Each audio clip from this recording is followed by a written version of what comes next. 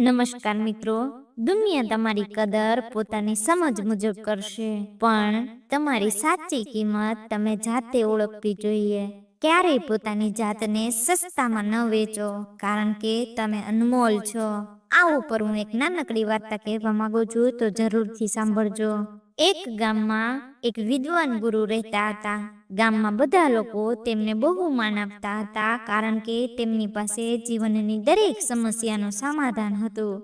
એક દિવસ એક યુવાન શિષ્ય ગુરુ પાસે આવ્યો અને બોલ્યો, ગુરુજી, દુનિયા મારી કદર કરતી નથી. મને લાગે છે કે હું કોઈ કામનો નથી.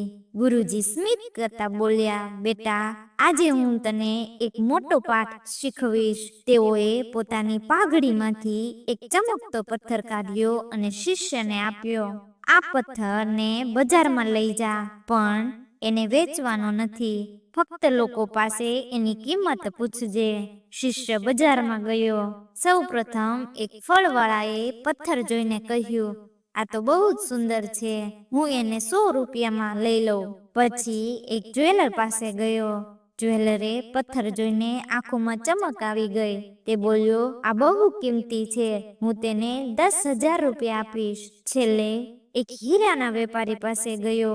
વેપારીએ પથ્થરને હાથમાં લઈ ખૂબ ધ્યાનથી જોયો. પછી આશ્ચર્યથી બોલ્યો, અરે, આ તો અમૂલ્ય હીરો છે. આની કિંમત તો કરોડોમાં પણ ઓછી પડે. શિષ્યનું મન અચંબામાં પડી ગયું. એ તો દોડતો દોડતો ગુરુ પાસે પાછો આવ્યો. ગુરુએ સ્મિત સાથે કહ્યું, જુઓ બેટા, એ જ પથ્થર એક ફળવાળાએ ફક્ત 100 રૂપિયામાં કીધો, જ્વેલરે 10,000 રૂપિયાનો કીધો, અને હીરાના વેપારીને કરોડો રૂપિયાનો. તેમજ દુનિયામાં પણ લોકો તારી કિંમત તેમની સમજ પ્રમાણે જ કરશે. પણ યાદ રાખજો, તમારી સાચી વેલ્યુ તમે જાતે જ જાણવી પડે છે.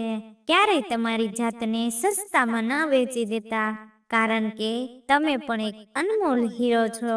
તો દોસ્તો, દુનિયા તમને ઓછી કે વધારે કદર કરે તે મહત્વનું નથી, પણ તમારી જાતને તમે કેટલી કિંમત આપો છો તે જ સૌથી મહત્વનું છે. અને પહેલા પોતાની જાતની કદર કરતા શીખો, પછી દુનિયા પણ તમારી કદર કરશે.